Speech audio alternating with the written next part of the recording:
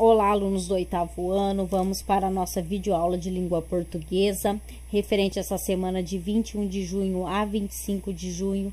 Peço que vocês abram a apostila na página 28, que daremos início ao capítulo 4, que tem como tema informação e opinião. Então, esse capítulo vai trazer aí textos com abordagens de reivindicação. Então, são tipos de textos, que levam as pessoas a opinarem, a tentar convencer as outras de uma determinada opinião e de levar as pessoas a reivindicar algo, tá? Então, esses textos também permitem às pessoas exercitar a cidadania e a livre expressão de seus desejos, tá?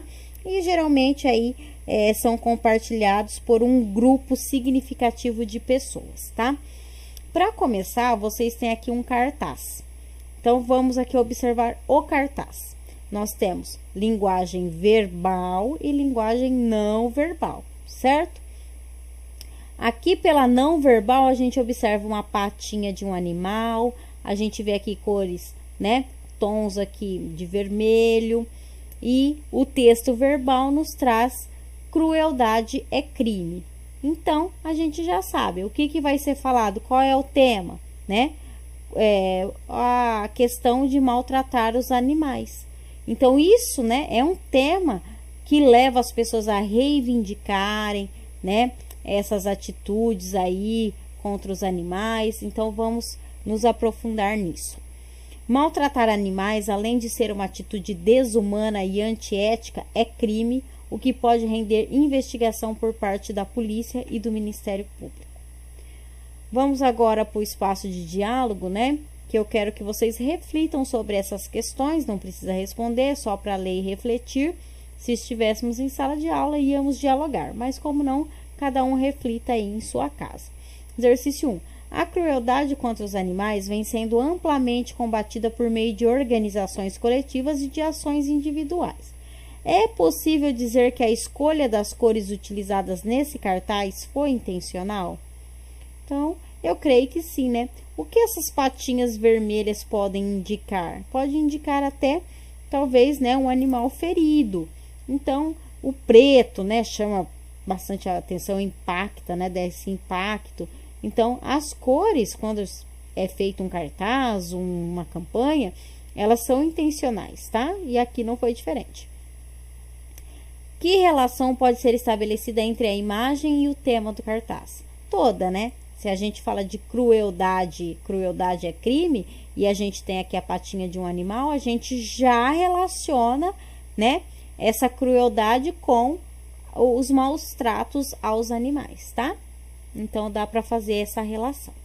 Agora, na página 28, aqui no começo nós temos os objetivos deste capítulo, que são analisar a função sociocomunicativa e as estratégias persuasivas dos gêneros manifesto e petição pública, relembrar o conceito de preposição, suas combinações e suas contrações, compreender a transitividade dos verbos e identificar complementos verbais, produzir um manifesto, elaborar uma apresentação a respeito do manifesto produzido. Bom, nem tudo a gente vai conseguir alcançar, Não temos como fazer, por exemplo, uma apresentação, tá? Mas os outros objetivos vamos alcançar. Na sequência aí, trajetória de leitura. Manifesto. Você deve ter observado que cada gênero textual tem uma finalidade comunicativa particular. Há textos, por exemplo, do tipo argumentativo, cujo objetivo é convencer o interlocutor dos posicionamentos políticos, filosóficos, artísticos, religiosos, etc., de seu autor.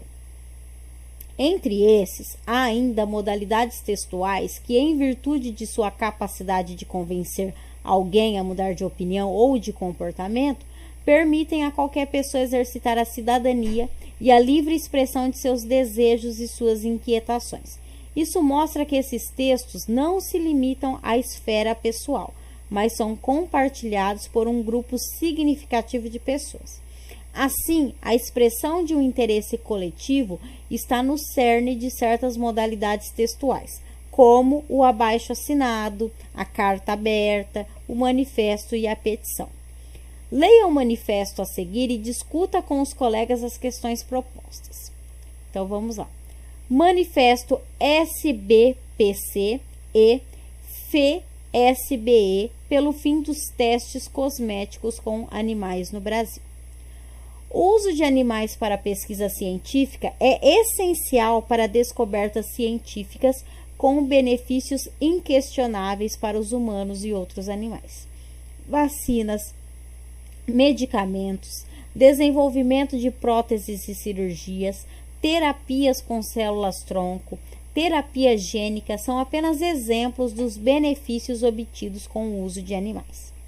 Apesar de ser impossível substituir por completo o uso de animais para pesquisas e testes de medicamentos e vacinas, os pesquisadores brasileiros e do exterior têm empenhado esforços para reduzir o número de animais utilizados em pesquisa, fazendo planejamento racional dos experimentos e substituindo-os por métodos validados sempre que possível.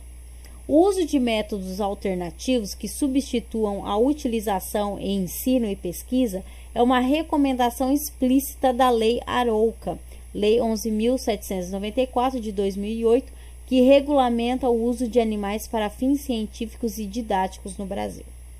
Por outro lado, o uso de animais para testes cosméticos é menos essencial e metodologias alternativas validadas podem substituir o uso de animais para esse fim.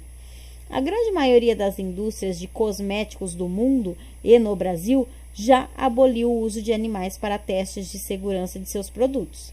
União Europeia, Índia e Israel são exemplos onde o uso de animais para testes cosméticos foi proibido. Para a suspensão responsável dos testes de cosméticos com o uso de animais no Brasil, são necessários alguns ajustes na legislação vigente.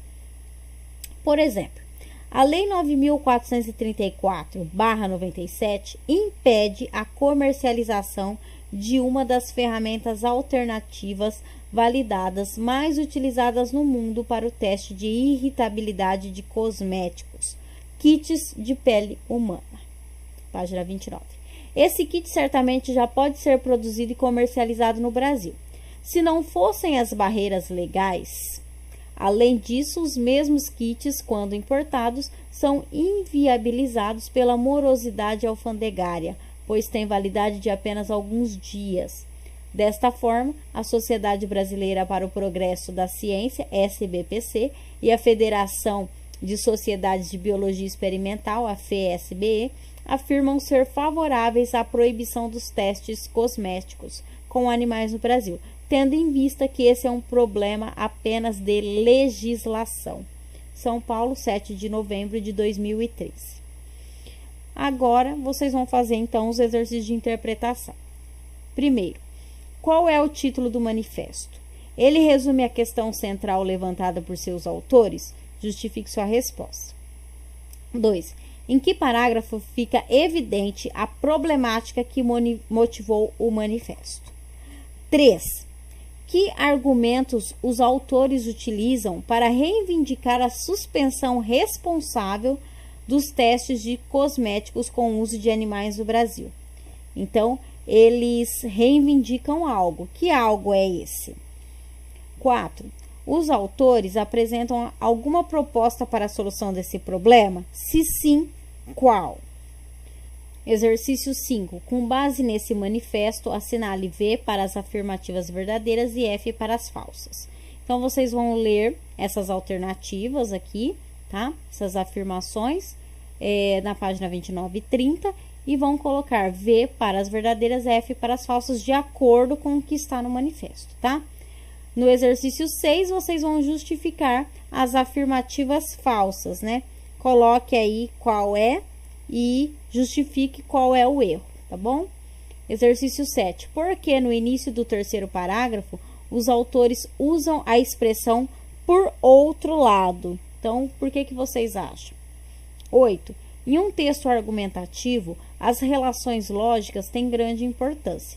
Os parágrafos não são apenas uma divisão gráfica, mas blocos de relações lógicas entre ideias. Complete o quadro abaixo conforme a sequência de ideias presentes no manifesto. Então, vocês têm aqui, ó, primeiro parágrafo, segundo, terceiro, quarto, quinto e sexto, né? O segundo e o sexto já estão completos. Aqui vocês vão colocar, né, as ideias que foram apresentadas no primeiro parágrafo, depois no terceiro, no quarto, quinto e sexto. Página 31. Na página 31, vocês têm aqui, ó, quanto à organização. Então, como que é organizado, como que é escrito um manifesto. Quanto à organização, os manifestos não obedecem a um modelo rígido. Todavia, alguns elementos aparecem na maioria desses textos. Observe como o texto de um manifesto pode ser estruturado. Então, primeiro aí, o título, né? O título geralmente resume a problemática abordada no texto. Exemplos: Manifesto Vegano, Manifesto pela Liberdade de Expressão e Manifesto de Vanguarda. Então, o título já diz o que vai ter, né, no conteúdo aí. Depois do título, o corpo do texto. No primeiro parágrafo, é comum constar a identificação da problemática. Depois são elaboradas a análise do problema, contextos social, jurídico, religioso, cultural e etc. E a argumentação, a defesa ou a crítica dos autores sobre o assunto. É esperada ainda a descrição de ações e de propostas necessárias para a solução da questão. Depois, local e data. Local, data e assinatura dos manifestantes. Então, normalmente, um manifesto não tem um único autor, pois é criado coletivamente. Dessa forma, o texto recebe a assinatura de vários autores ou o nome de um grupo. Então, vocês veem aqui, né? Tem duas pessoas assinando esse manifesto, tá? E o local e a data também. Observe a definição e as características principais desse gênero. Então, a definição do gênero manifesto. Texto argumentativo, cujo principal interesse é sensibilizar a opinião pública. Os manifestos são um meio para indivíduos, órgãos públicos, grupos artísticos e etc. expressarem uma reivindicação publicamente. Página 32. Características de um manifesto. É uma forma direta e clara de apresentar os requerimentos de um grupo. Devem-se evitar gírias ou palavrões e a linguagem precisa considerar um amplo público. Além disso, um manifesto exprime argumentos convincentes sobre determinado tema. Pode-se dizer que esse gênero atua como uma espécie de denúncia a respeito de um fato, nem sempre conhecido por toda a população, convocando-a a tomar uma atitude. Por manter um tom reclamatório, utiliza-se na maior parte das vezes a primeira pessoa do plural e verbos no presente do indicativo ou imperativo. Agora, na sequência, outros textos, outros caminhos. Aqui, então, uma petição online. Então, agora vamos conhecer esse gênero petição. Agora, leia uma petição online e resolva as atividades de 1 a 3. Então, vamos lá. Lei da petição pública. Institui a obrigação do debate parlamentar a qualquer petição pública que alcance 100.000 assinaturas ou mais.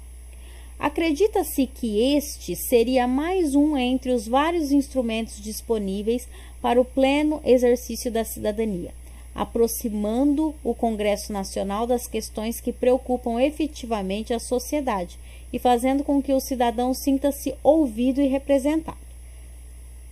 A ideia é inspirada na legislação do Reino Unido.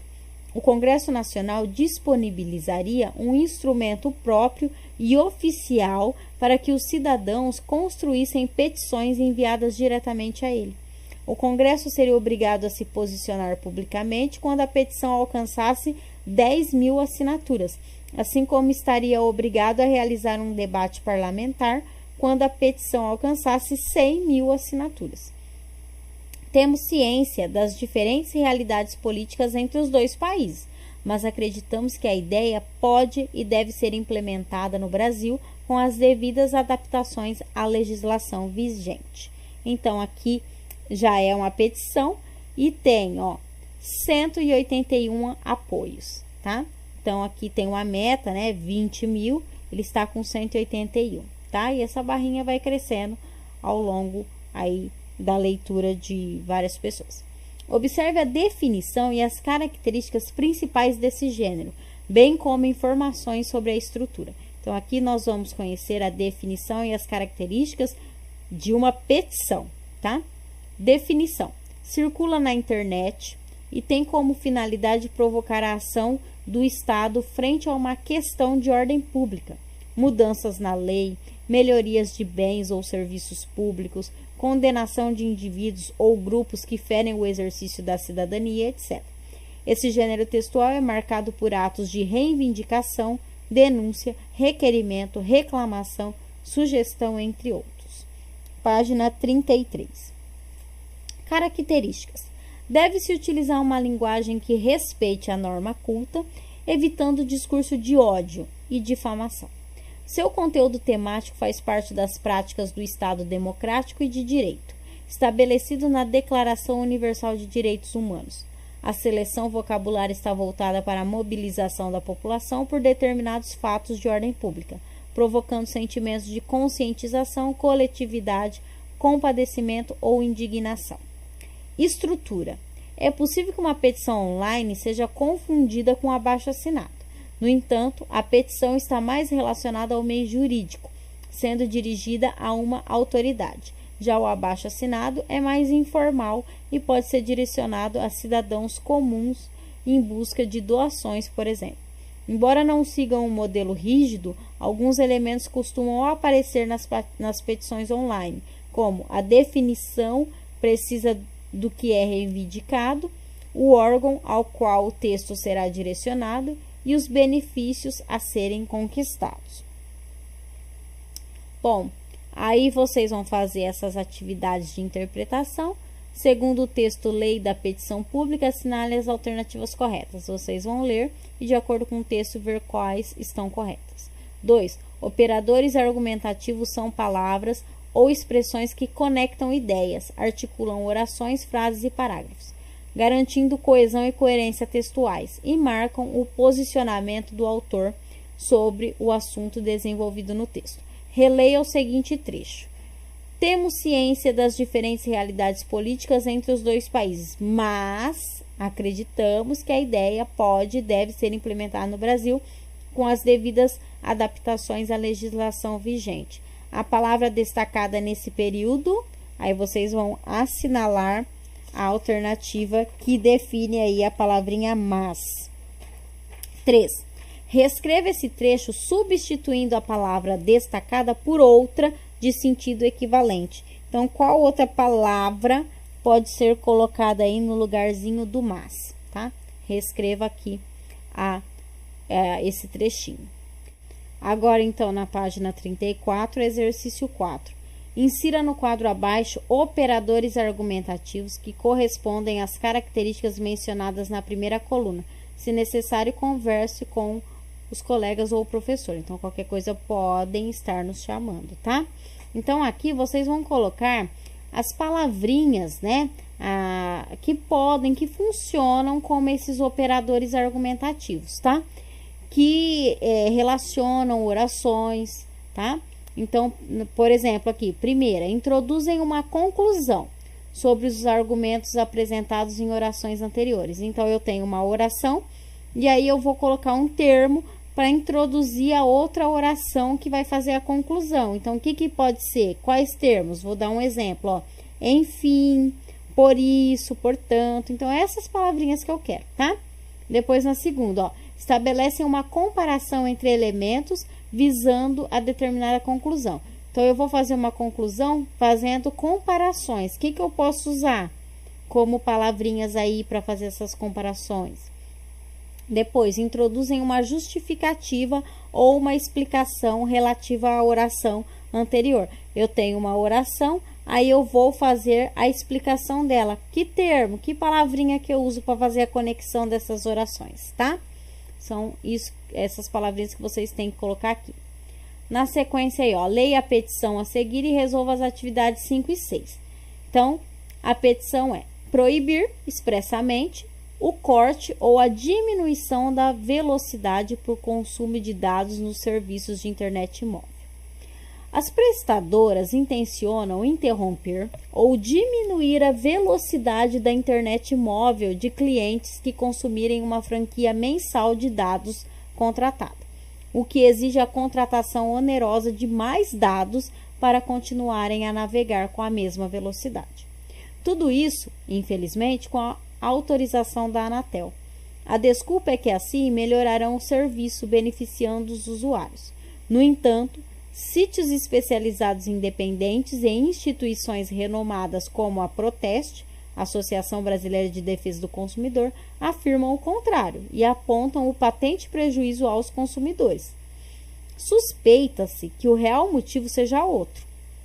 O consumidor, sem a limitação por consumo, pode fazer o uso livre e irrestrito de serviços como o Netflix, o WhatsApp, Skype e outros, que por suas excelentes qualidades e preços concorrem com os serviços de TV por assinatura e de comunicações das próprias prestadoras. Com a limitação, usar esses excelentes serviços se tornará bem mais caro, podendo até mesmo se tornarem inviáveis. Por fim, resta dizer que a rejeição à limitação é praticamente unânime entre os usuários. Basta ver as opiniões nas redes sociais e nas milhares de assinaturas em petições online. Proibir expressamente o corte ou a diminuição da velocidade por consumo de dados nos serviços de internet móvel, tanto nos novos quanto nos antigos contratos. Fixar multa em benefício do consumidor lesado para o descumprimento da proibição. Então, aqui essa petição já está com 5.240 apoios. Aí na página 35 vocês vão fazer o exercício 5 e 6, tá? Então, o exercício 5. Ao ler as duas petições, você deve ter percebido que elas receberam um número expressivamente diferente de apoios. Elabore uma hipótese para justificar essa diferença. Então, vocês vão observar o seguinte. Aqui, ó, essa petição teve 5.240 apoios. A outra petição teve 181 apoios. Então, o porquê vocês acham que teve essa grande diferença aí? Elabore uma hipótese, tá? E o exercício 6. Releia as frases abaixo. No entanto, sítios especializados independentes e instituições renomadas como a Proteste, Associação Brasileira de Defesa do Consumidor, afirmam o contrário e apontam o patente prejuízo aos consumidores. Por fim, resta dizer que a rejeição à limitação é praticamente unânime entre os usuários. Relacione cada um dos operadores argumentativos destacados à sua respectiva função. Então, vocês têm aqui destacado no entanto e por fim. Eles estão aqui. Aí, vocês vão fazer essa relação. Qual introduz uma conclusão sobre os argumentos apresentados em orações anteriores e qual contrapõe argumentos apresentados previamente, tá? Então, vocês têm até esse exercício para realizar. Não deixe de fazer. Qualquer dúvida podem estar nos chamando. Até a próxima aula. Então, um beijão. Tchau, tchau.